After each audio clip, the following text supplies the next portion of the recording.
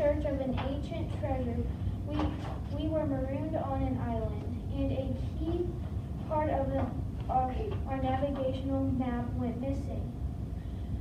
Of the entire crew, we considered 4 suspects. Today, you will hear the evidence collected against Dr. Smart and Shipwright. Okay, so this is our Pathways to STEM presentation by Alexis Marie Cobb, Olivia Ann Schreck, Lily Rose Tucker, Lilia Marie Demchar, and Bella Ann Ferguson. Have you ever wondered what the medical field is like? This presentation is all about the respiratory system and emergency medicine, which for emergency medicine, it'll be all about splints. All about the lungs. In this portion of the medical examiner part A, we are talking about lungs, which is basically the stuff that helps you, or the body part, organ that helps you breathe and put oxygen in and out of your body. What are the lungs? The lungs are part of the respiratory system. They are a group of organs that work with other organs to allow you to breathe. What do lungs do? Lungs have a lot to do with your life. Without them, you wouldn't be alive right now. The lungs send oxygen to your heart, so the heart can send it through your body. The whole respiratory system. The respiratory system is what is in charge of your lungs. The system's main job is to put fresh air in your body while taking out the waste gases. It all starts with the trachea and then into your actual lungs. Then there it focuses and it sends it to your heart. Model lung activity, how to make. Take a cup and put a balloon around the top. Tie another balloon to a straw and put it down the bottle. Then breathe into the balloon with the straw, and the balloon will expand as you blow, and when you let go, all the air will release. Model lung, what are the symbols? The model lung models how your lungs move up and down while you breathe. And then this is just a diagram of the human lung, kind of like showing you like what parts of the lung it is. Emergency medicine, splints. What is a splint for? The splint is used to hold your bones in place. It can hold them in place before doctors can get a cast on it. It can also be used before a surgical procedure to keep the bones in place as much as possible so that the surgery is quick and easy for doctors. We will now model how to do this while telling you about it. So what she's going to use is a SAM splint, and we're going to be doing it on Lily's foot.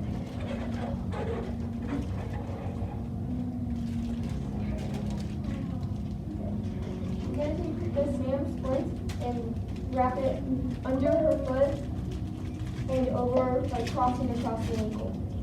And then she's going to go in with gauze and secure it around to hold it in place tighter.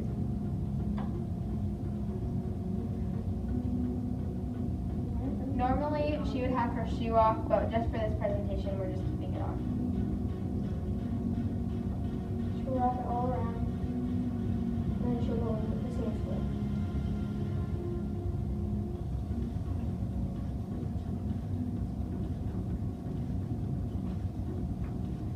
Okay. And now she'll tuck it, and put this under and across.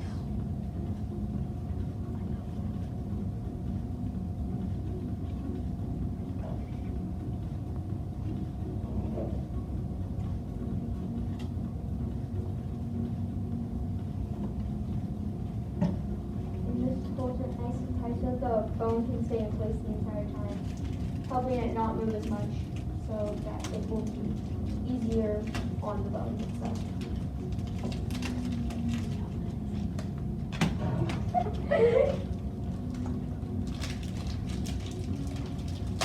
When you're doing the splint, you want to make sure that you can do it as light as possible because putting any pressure on the broken bone or sprained bone can end up hurting the patient.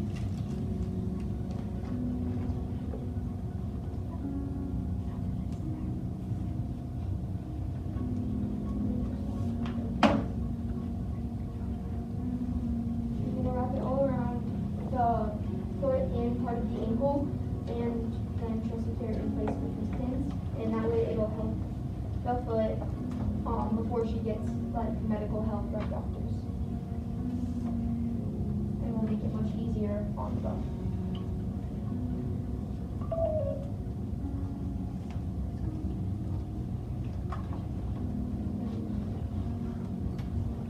That's how you wrap an eagle.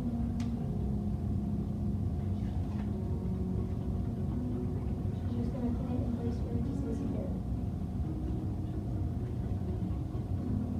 And you can kind of repeat this process on your forearm and your neck, except for the forearm, you want to make those a C to secure it in place better. Okay. So now we're gonna show how to do it on a forearm. So we're just gonna explain it, and that's all you do is you make the C. You'll bend it. For example, she'll show you. You'll bend it into a C position and wrap it around the forearm. We don't have enough time to show you, but that's what you do. And you would want to push this kind of like a C motion, and you're bending the size. And then when it's too long, what you would do is you would make a C fold, so that way it would be like going up on her finger like this. Questions? Please ask them now. We hope you enjoyed learning all about the medical field. Have a nice day. That concludes our presentation. Engineering is why the reason we came here, but is there other topics you can come here for? Yes, but engineering is our favorite one here. Coming here makes us notice how smart we are. This camp is so fun, we think you should bring your kid. If we were you, we would bring your child. How to build your M-box. First, take the frame out and put the yellow letters in and screw them on. Then put the top on and screw that on as well. Then download the app, make clock, and program your M-box. It was fun to build the inbox, but it's not too complicated. To program the inbox, you have to download the inbox app. When you downloaded the app, click create at the bottom. Then on the left, you'll see notes. When you click notes, you can code your inbox whatever you want. But for the mission in this camp, you'll have to find 2 people in the group. What else?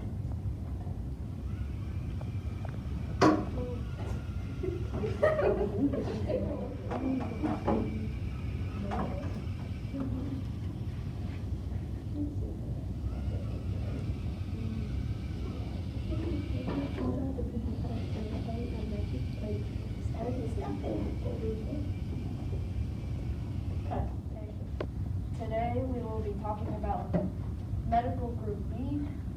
Earlier we had a medical group A. So this is medical group B. So we will be putting our guilt points on Dr. Smart and Robert Neff. The heart is the main part of the body that pumps blood and oxygen through yourself. Dr. Smart needed our help because in one of the characters in the mystery, their heart stopped working. We have to dissect the heart to identify parts of the heart, such as the aorta. The aorta is the largest blood vessel in the body and is responsible for transporting the oxygen-rich blood from your heart to the rest of your body. Blood travels through the aorta and allows other main arteries to deliver blood to the brain and muscles. Dr. Smart needed this information about the heart to cure the patient's heart stopped working. Aside from one of the patients having heart failure, another important character from this mystery, Sydney Young, was bitten by a hemotoxic snake known as the Malayan pit viper. The snake's venom got into her blood and caused her to hallucinate.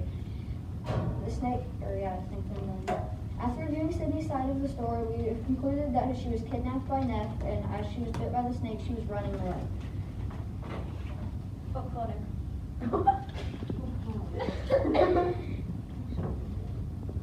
And This week, we tried to figure out who stole the ancient map in CSI, engineering, and math. First, we analyzed blood drops and we wanted to see what height they came from. We did a lot of math and found that the blood dropped from 30 inches. We estimated that 30 inches is about the height of a hand. Dr. Smart was bleeding from the hand, and so he concluded that he was the one that stole the map because there was blood on the crime scene. My partners did white powder and fingerprinting. Hello all, I'm here to present my case against Dr. Nicholas Smart and shipwright Robert Neff. The white powder that was found at the crime scene helped us find more clues to help us catch the criminal. We also found a recipe at the scene, which was for a paste-like substance that that heals the skin. That's all I have. Okay, for fingerprints, at the scene of the crime, we found an overturned cup. We got all the suspects' fingerprints, and then we matched the ones in the cup to the suspects. They matched perfectly to the prints of Dr. Smart. So right here we have, right here we had the fingerprints of that were found on the thing, and then if you look at here, they match perfectly with Dr. Smart. In conclusion, we learned that Dr. Nicholas Smart and Robert Neff were guilty in stealing the ancient map. Yeah. Action. In conclusion, our STEM group over the past few days has worked hard, and we believe that Dr. Smart and shipwright Neff are found guilty for taking the ancient map.